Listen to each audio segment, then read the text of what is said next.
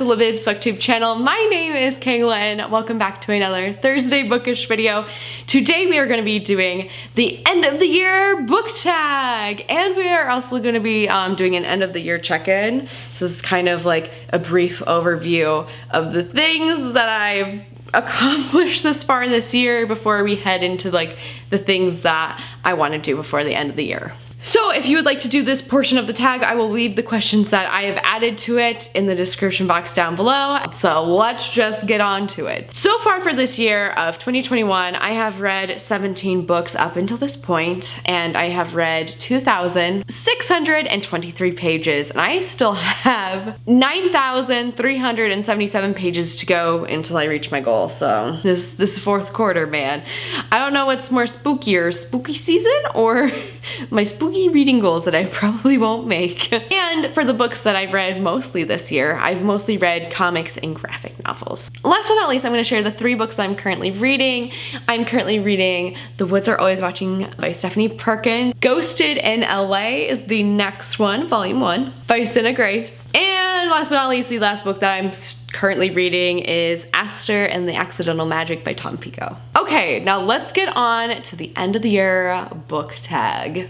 So question number 1, are there any books that you have started this year that you still need to get to? Those 3 books that I just mentioned, also the same books I've been reading forever, September Love, Midnight Sun, blah blah blah, but I started all those last year, so we don't count those. Question number 2, do you have an autumnal book to transition into the end of the year? And I do have a book picked out, and that specific book will be Flower Crowns and Fearsome Things by Amanda Lovelace. This book just screams beautiful fall autumnal vibes / hopefully get me through the rest of the year. Question number 3, is there a new release that you're still waiting for? Of course. The Gift of Everything by Lang Leave. This book is being released November 2nd, and I am so excited to read some more Lang Leave poetry books, even though I still haven't finished her last book from last year, but hey. Question number 4, what are 3 books that you would like to read before the end of the year? Number 1, the 1984 graphic novel by George Orwell. Number 2, Castronauts by Drew Brockington.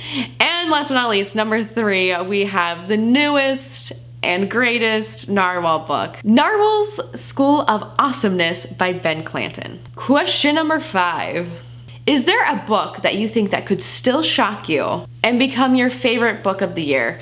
As of right now, everything that I've read this year, I don't have a favorite. When I go and I look at my shelf of the books that I've read this year, I don't have a favorite.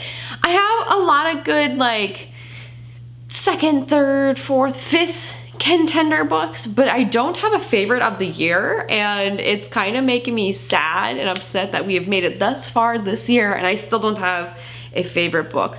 I have some books that have blown me away and that I've really enjoyed this year, but I don't have a favorite. So I'm hoping that one of these other books that I plan to pick up this fall, especially in October when I'm trying to read all the spooky books, I'm hoping that I will discover a new favorite book. If I could think of one book that would probably become a favorite, it would be The Woods Are Always Watching, because I'm going into this book with a complete blank slate of no expectations or anything, and I'm really anticipating to see where this quick short story goes. And the last question is, have you already started making reading plans for next year? 2022, yes, I do. And the one thing that I am going to shoot less for, I'm gonna aim a little bit lower this year. I feel like I was overly ambitious, but I just had such a great vibe. The first half of the year was absolute trash, dumpster fire. There were multiple events and things that were going on in my life where I was just not in a reading mood. I was in a book slump. I just was upset, and a lot of personal things going on. So that part of the year, gross, and I'm hoping that the end of this year things will be better. So I'm just really excited to get back into the swing of reading. However, the things that I'm picking up, say, let me just reach over here real quick. Comics. These books are like 100, not even 200 pages each, and then these are like 200. So the books that I'm reading, I'm not reading thick books. I'm not reading thick books at all. I'm reading actually very thin books.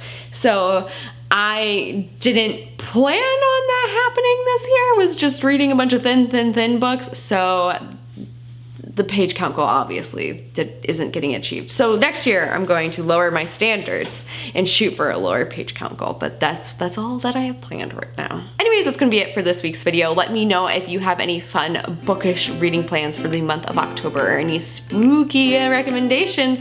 Let me know in the comment section down below. Anyways, don't forget to like and subscribe, and I will see you next week for a new Thursday bookish video.